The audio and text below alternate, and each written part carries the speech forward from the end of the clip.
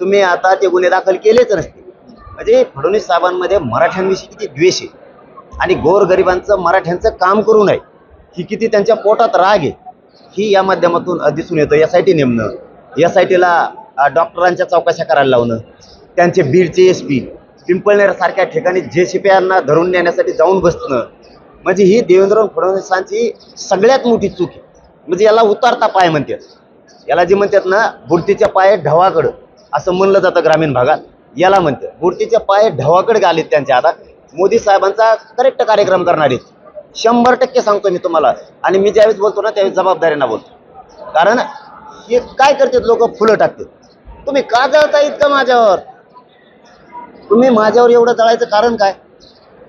फुलं टाकलेत लोकांनी सेवा बंद केल्या। आता लोक आता टनाने फुलं आणायलेत आणि हाताने टाकायलेत। फडणवीस साहेब तुम्ही जळून काय नाही होणार, माझा मायबाप समाज नाही बाजून जा। मी कोणालाही टाका म्हणत नाहीये, मी हे जबाबदारीनं निवेदन करतोय तुमच्याशी। गृहमंत्र्यांना हे शोभत नाही, परंतु त्यांनी सूड उगवायचं ठरवलं। ह्यो मराठ्यांच्या मधला आणि सत्तेच्या मधला काटा आहे, ह्यो काटा काढावं लागणार आहे। हे देवेंद्र फडणवीस साहेबांचं पण आहे। मराठ्यांनाच माझी विनंती, यांचं पणच आता पूर्ण होऊन देते। मी जेलला सडायला तयार आहे। 900 एकरमध्ये सभा घेण्याचं तुम्ही जाहीर केलंय, सभेचं ठिकाण देखील आता जवळपास निश्चित होत आले, काही ठरलंय का या संदर्भात? नाही 7 आज सांगतो ABP माझा, उघडा डोळे बघा नीट।